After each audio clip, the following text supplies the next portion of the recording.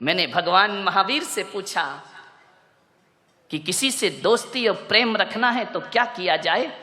तो भगवान महावीर ने कहा कि दुश्मन को मत मारो, दुश्मनी को मारने का प्रयास करो।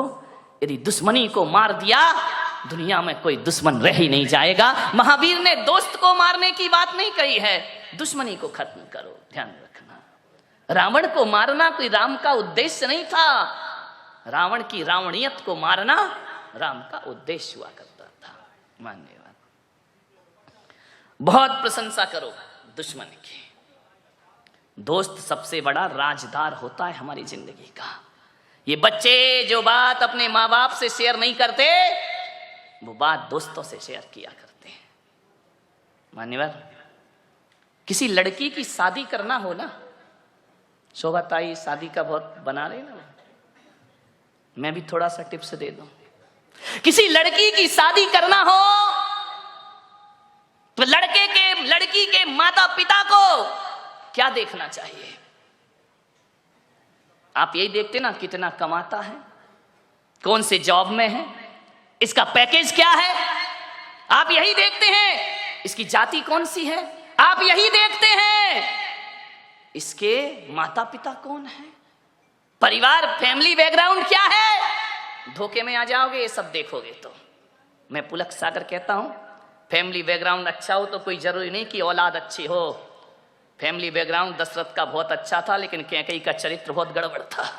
ध्यान रखिए, फैमिली बैकग्राउंड अच्छा होने से बेटा अच्छा होगा जरूरी नहीं है। लेकिन मैं पुलक सागर आपको कहता हूं कि आपको यदि अपनी बेटी की शादी करना है, उसके हाथ पीले करना है, उसका रिश्ता लेकर के जाना है, तो ना घर देखना, ना परिवार देखना, ना आप ये देखना कितना कमाता है। आप तो ये देखना कि जिस लड़के से अपनी लड़की की शादी कर रही हूं, उसके दोस्त कैसे हैं, उसके यार कैसे हैं, उसके मित्र कैसे हैं। अरे पिता जैसा है बेटा वैसे ही होगा, कोई जरूरी नहीं है। माता जैसी है बेटा वैसे ही होगा, कोई जरूरी नहीं है। ध्यान रखना। लेकिन ये बिल्कुल जरूरी है कि दोस्त जैसे होंगे लड़का वैसा। दोस्तों का बैकग्राउंड देखो। आप ये देखो किसके साथ उठता है, किसके साथ बैठता है, कहां जा। माँ बाप से छिपके काम करते हैं लड़के, माता पिता को पता नहीं चलता। और दोस्त सड़कों पे बाहर क्या करते हैं। किसी भी बेटी की शादी करो तो लड़के के दोस्तों के बारे में जानकारी जरूर लेना। यदि लड़का अच्छा होगा तो अच्छे लोगों की संगति में उठता बैठता होगा। वो लड़का यदि खराब होगा तो गलत लोगों की संगति में उठता बैठता। आदमी जैसे माँ बाप होते हैं वैसा नहीं होता, जैसे दोस्त होते हैं आदमी वैसा हुआ करता है। ध्यान रखिए। मान्यवर, एक सीख दी है मैंने आपको, इस पर कोई ध्यान नहीं देता है। आप बताइए ना, एक बेटा सही गलत किसकी वजह से होता है? बाप की वजह से, मां की वजह से नहीं मेरे भाई। एक शराबी बाप भी चाहता है कि मेरा बेटा शराब ना पिए। ध्यान रखना। एक जुआड़ी भी चाहता है कि मेरा बेटा जुआ ना खेले। और एक बेश्या भी चाहती है कि मेरी औलाद इस गंदगी में जीवन ना बिताए। ध्यान रखना। एक चोर ने भी ये सपना नहीं देखा होगा कि मेरा बेटा चोर बने। कोई माँ बाप औलाद को चोर नहीं बनाते हैं, कोई माता पिता औलाद को झूठ बोलना नहीं सिखाते हैं, कोई माता पिता शराब पीना नहीं सिखाते हैं, कोई माता पिता सिगरेट पीना नहीं सिखाते हैं। सिगरेट पीने वाला बाप भी चाहता है कि मेरा बेटा सिगरेट ना पिए। ध्यान रखना। मान्यवर, मालूम है सिगरेट पीना कौन सिखाता है? दोस्त सिखाते हैं।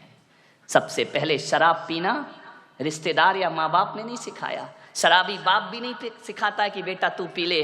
ध्यान रखना। लेकिन सबसे पहले शराब पीना कोई सिखाता है तो दोस्त सिखाया करते हैं।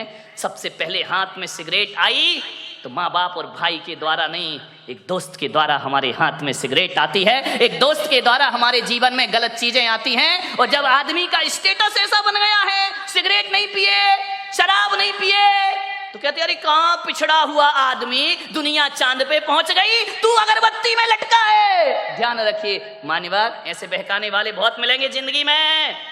मान्यवर, मैं तो कहता हूं यदि बिगाड़ने वाले दोस्तों से तो बिना दोस्त की जिंदगी गुजार लो, वो अच्छी हुआ करती है। लेकिन ऐसे दोस्तों की संगति ना करो जो हमारी जिंदगी को बर्बाद करके रख दिया करते हो।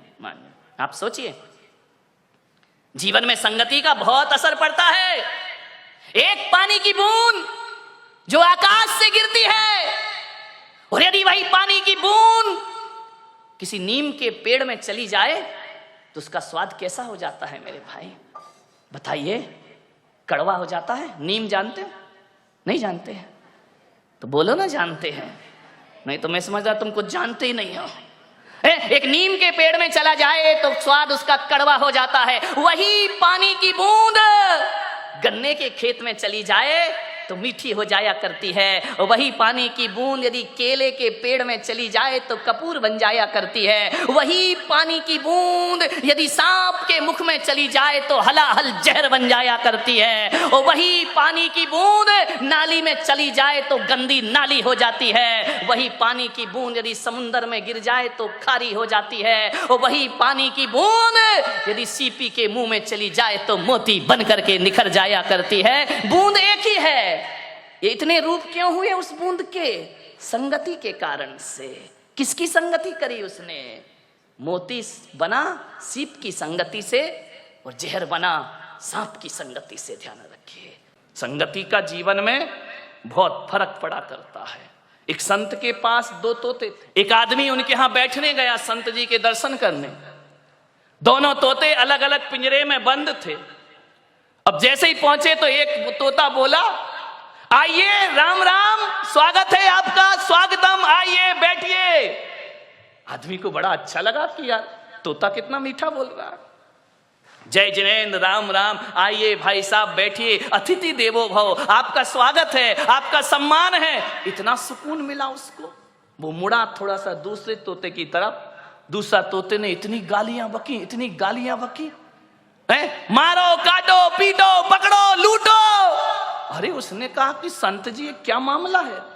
एक तोता गालियों पे गालियां बक रहा है और एक तोता आइए स्वागतम बड़ा मीठा शब्द बोल रहा है। संत ने कहा, मैंने इन तोतों से कुछ जिंदगी का पाठ पढ़ा है। बोले क्या पाठ पढ़ा है? बोले जब ये तोते पैदा हुए थे, एक तोता मैंने डाकू के घर भेज दिया था और एक तोता मैंने साधु के घर भेज दिया था। अरे जो साधु का तोता था वो कहता था राम राम तुम्हारा स्वागत है, और जो डाकू के घर पला है वो कहता है मारो, काटो, पकड़ो और लूटो। ये संगति का फल है। तोता तो एक ही है ना, किस घर में पड़ा है? एक बात याद रखना, भीलनी के घर में पड़ा हुआ चंदन तिलक लगाने के काम नहीं आता, चूल्हे में जला करके रोटियां बनाया करती है। ध्यान रखना, भीलनी के घर में रखा हुआ हीरे का टुकड़ा आभूषण नहीं बनता है, वो पैर घिसने के काम आया करता। कहां पड़े हो आप? चंदन पड़ा चमार घर, ध्यान रखिए, नित नित कूटे चाम। चंदन कहां जाना चाहिए? किसी पंडित पुजारी के पास जाए तो माथे का तिलक बनेगा, और ऐसी जगह चला जाए जहां रोज चमड़ा कूटा जाएगा। ध्यान रखिए, सोचना है आपको, आप कीमती हैं, आप महत्वपूर्ण हैं। दोस्ती को ध्यान में रखिए, किसके साथ आपका उठना बैठना है। एक बात याद रखना, मैं खाने में बैठकर दूध पीना खराब है। ध्यान रखिए, मैं खाने में बैठकर दूध भी पियोगे तो शराबी का दर्जा मिलेगा तुम्हें। इतना स्मरण रखना। और संत के दरबार में पानी भी पियोगे तो पानी नहीं, अमृत और आशीर्वाद का नाम उसे दिया जाता है। अमृत पान हुआ करता है। चीज तो वही है, चीज में क्या फर्क पड़ता है? संगति किसकी कर रहे हो? अच्छे लोगों की संगति करो, ऊंचे लोगों की संगति करो। ऊंचे लोग, ऊंची पसंद। कौन बोला? माणिक चंद। ध्यान रखिए, मान संगति कैसे करना है? ऊंचे विचार।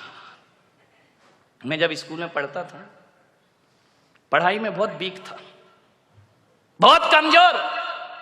हकीकत बताऊं, धक्के लग लग के पास होता था, पढ़ाई में मन ही नहीं लगता था।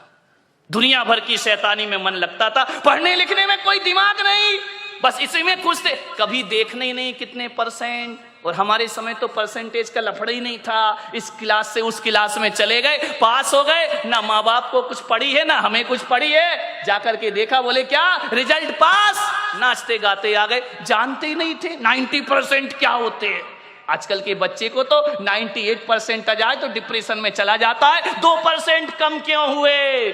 हम लोग तो कोई लफड़ा ही नहीं था, आ गए, पास हो गए, निकल गए, बैठ गए अगली क्लास में, कोई परसेंटेज की बात नहीं थी। कई बार तो 5 नंबर का ग्रेस भी लग के अगली क्लास में बिठा दिया जाता था। मान्यवर सोचिए, बड़ी पढ़ाई बड़ी मजेदार थी। फेल भी हो गए तो कोई टेंशन नहीं। एक लड़का फेल हो गया था हमारी क्लास में बचपन में। अब वो फेल तो हो गया बेचारा, बड़ा रो रहा। मैंने कहा काहे को रोता है यार, हो गया, फेल हो गया। स्कूल अगर आए तो पढ़ना ही पड़ेगा, पढ़ाई गर जहर है तो पीना ही पड़ेगा। उस समय मैंने कविता लिखी थी, गिर गिर के पढ़ाई में संभलते ही रहेंगे। ये मेरी बचपन की कविता।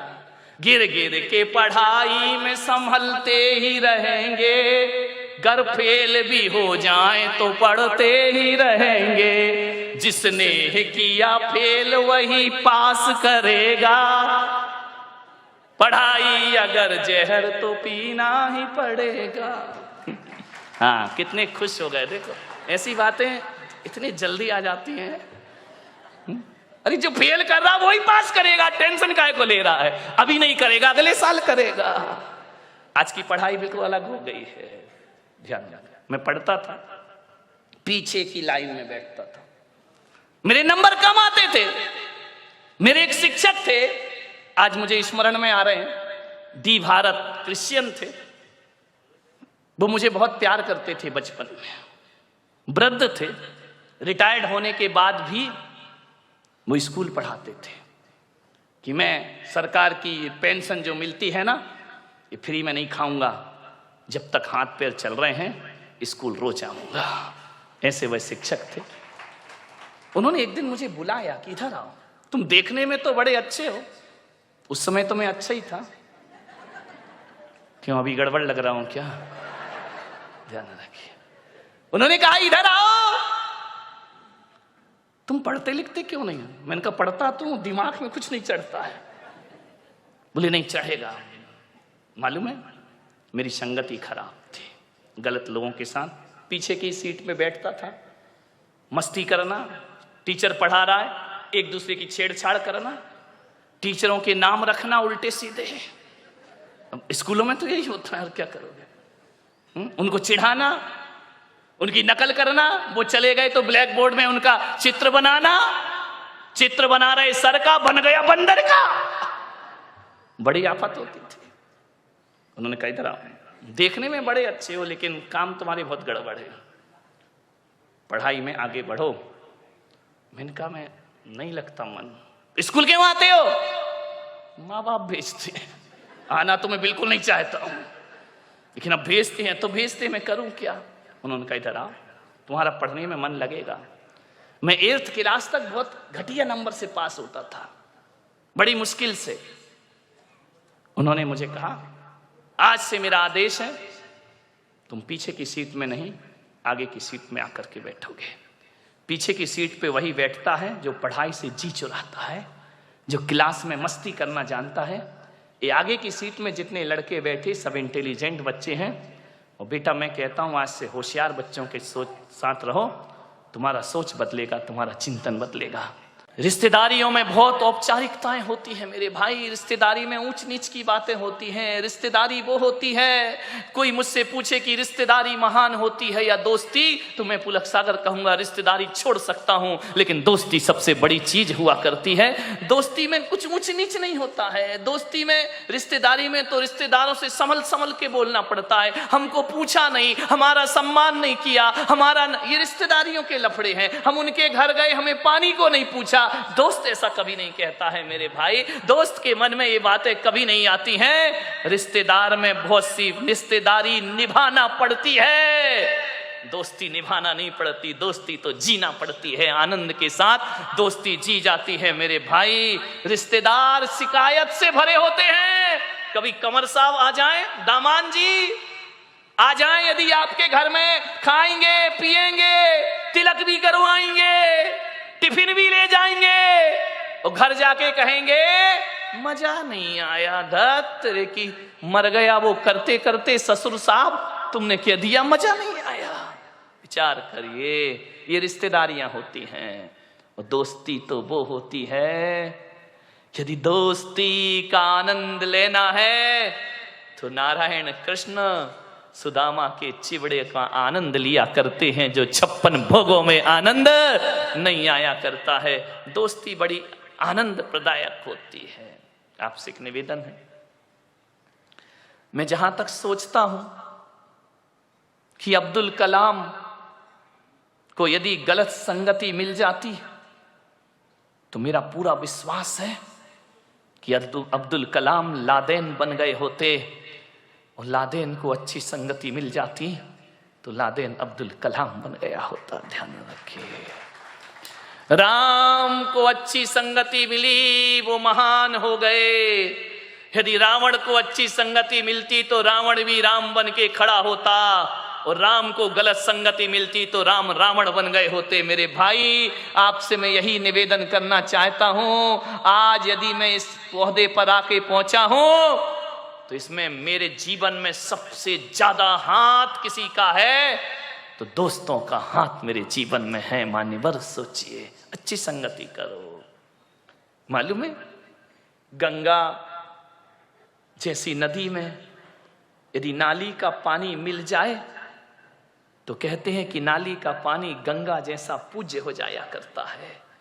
गंगा में नाली का पानी मिले तो वो गंगा जल हो जाया करता है, और गंगा जल को यदि नाली में डाल दिया जाए तो वो गंदा जल हो जाया करता है, वो अपवित्र हो जाया करता है। संगति करो तो गंगा जैसों की करो, जहां जाकर के हमारा ये गंदगी में शरीर पवित्र हो जाए। एक कोयले की बोरी में, कोयला जानते हैं मैला है क्या, बड़ा कठिन है, कोड़सा है, यही कोड़सा, हाँ चलेगा, बहुत कठिन है भाई।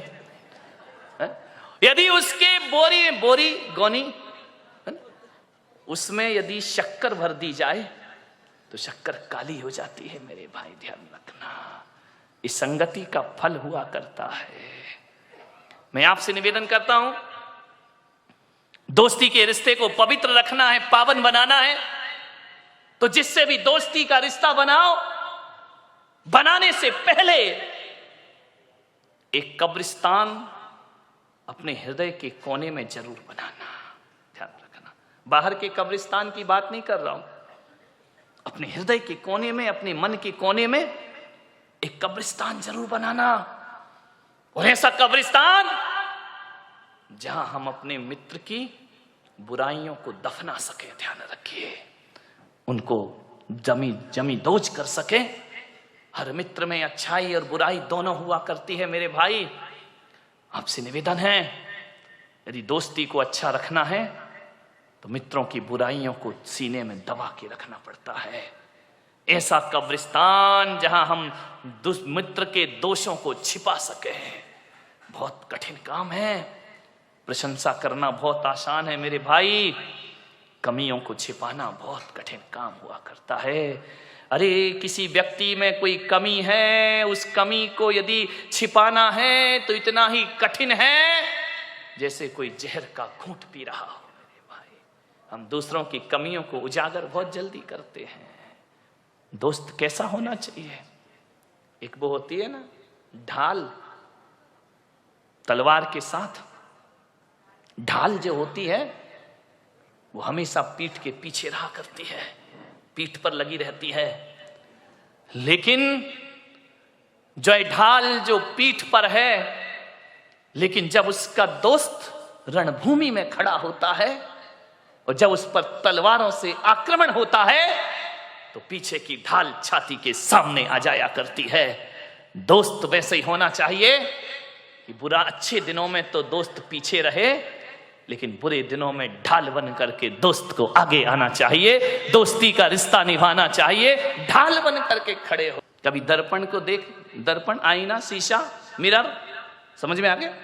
कभी देखना ड्रेसिंग टेबल के सामने दर्पण ऐसा दोस्त है कि जब तुम हंसते हो तो वो भी हंसता है, जब तुम रोते हो तो दर्पण भी रोता है, जब तुम चिढ़ाते हो तो दर्पण भी चिढ़ाता है। जैसा मुंह बनाओ दर्पण वैसा रूप दिखा दिया करता है। अरे दोस्त होना चाहिए तो दर्पण की तरह होना चाहिए कि जब हम रोएं तो उसके चेहरे पे हंसी नहीं, उसके चेहरे पे आंसू आना चाहिए, तो समझना वो हमारा दोस्त है। दुनिया तो ऐसी है कि हम रोएंगे तो वो हंसेगी और हम हंसेंगे तो वो हमारा मजाक बनाएगी। ध्यान रखना, दर्पण की तरह दोस्त बनाओ। दर्पण तुम टूट कर भी झूठ नहीं बोलते, दर्पण तुम टूट कर भी झूठ नहीं बोलते, और हम टूटने के डर से अपना मुंह नहीं खोलते। ध्यान रखना, दर्पण टूट जाएगा, हर टुकड़े में आपका चेहरा दिखाएगा। दर्पण खुद टूटता है लेकिन दिखाने वाले के चेहरे को नहीं तोड़ा करता है। वो दर्पण की तरह हमारा मित्र हुआ करता है, शीशे की तरह हमारा मित्र हुआ करता है। मैं आपसे निवेदन कर रहा हूं, कई जिंदगी में ऐसे भी क्षण आते हैं, कल तक जो दोस्त था आज दुश्मन बन गया, ऐसे भी क्षण आते हैं। कल से बिल्कुल याराना संबंध थे, आज दुश्मनों की तरह हमारे व्यवहार हो गए। कल तक साथ उठते थे, बैठते थे, आज एक दूसरे को देखने को तैयार नहीं है। मालूम है दुश्मनी कैसे बढ़ती है? कहा सुनी तो देखो हो जाती। मानव जीवन है, अच्छा भी बोल दिया जाता है, बुरा भी बोल दिया जाता है, ये जिंदगी है, ये एक सी नहीं चला करती है। अरे कहा सुनी तो पति पत्नी में हो जाती है, कहा सुनी तो बाप बेटे में हो जाती है, भाई भाई में हो जाती है, दोस्तों के बीच भी हो जाती है। कभी ऊंच नीच बात बोल दी, कभी कोई बात दिल पे लगती है तो दुश्मनी बन जाता करती है। लेकिन मैं आपसे एक निवेदन कर रहा हूं कि आपकी जिससे दुश्मनी है, हमारी सबसे बड़ी कमजोरी क्या है कि जिससे हमारी नहीं बनती है, जिससे हमारी खटपट है, हम चार लोगों में बैठकर उसकी बुराई करते हैं। ध्यान रखना, और जो सुनता है मीडिएटर, वो सादी दाल तो भेजता नहीं है, मिर्च मसाले तो लगा ही देता। वो तो चाह रहा था कि इनके घर का सत्यानाश, इनकी दोस्ती का सत्यानाश कब हो जाए, वो मिर्च मसाले लगाएगा, वो तड़का लगाएगा। कुछ बोलोगे, कुछ बातें वहां तक पहुंच जाएंगी। मैं आपसे निवेदन करता हूं, दुश्मनी का सफर ज्यादा लंबा नहीं होता, दुश्मनी का सफर ज्यादा लंबा नहीं होता।